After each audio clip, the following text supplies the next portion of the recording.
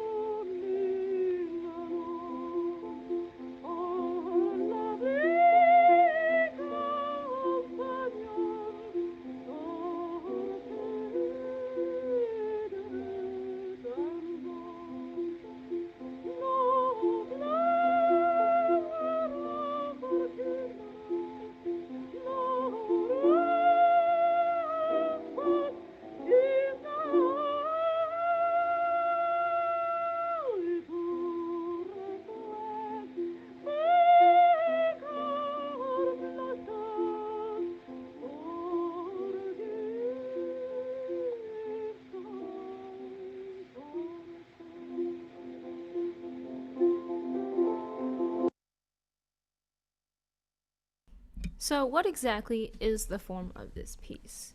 Now, after looking into it, I have determined that this piece is in concentric form, which we haven't learned in our form and analysis class. But concentric form is a sectional structure based on repetition in reverse order of all or most musical sections such that the overall form is symmetric and most often around a central movement. Now, if we compare this to literature, it is called chiastic structure or chiastic pattern, which is a figure of speech when the grammar of one phrase is inverted in the following phrase in narrative modus and other textual passages. So, for example, he has all my love, my heart belongs to him. The phrase elaborates the preceding phrase that it echoes. Now, in music terms, the sectional theme does not necessarily have to be repeated verbatim, but at least they share thematic material. Now, one of the composers in the Romantic period that uses concentric form is Bela Bartok. Concentric form is very used in his works. Mendelssohn largely observes classical models and practices, but he initiates the key aspects of Romanticism. So this piece is in concentric form, A, B, C, B, A, with a recap and coda. I almost analyzed this piece as sonata form, but the recap was nowhere near the same thematic material as the beginning.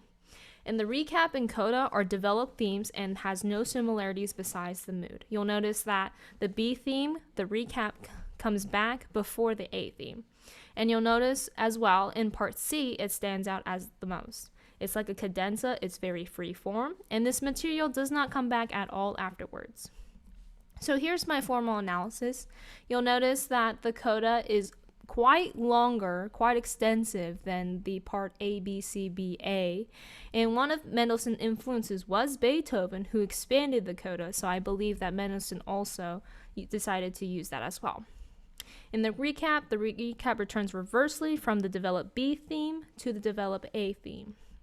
Now, I created this video for this presentation, and I also added visuals to help understand my interpretation of this piece through the score analysis. As a performer, I believe that you should create a narrative to help understand the emotion of the piece. So I interpret this like a memory, reminiscing from the past, going through a storm, and going through a dreamy phase, and then returning to reality, or the recap coda. I hope you enjoy.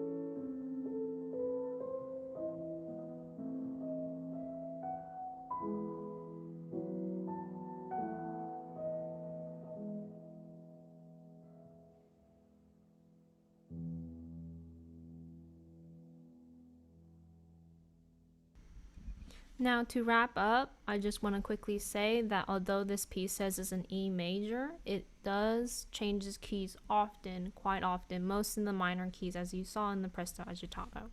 Thank you, and I hope you enjoyed this presentation.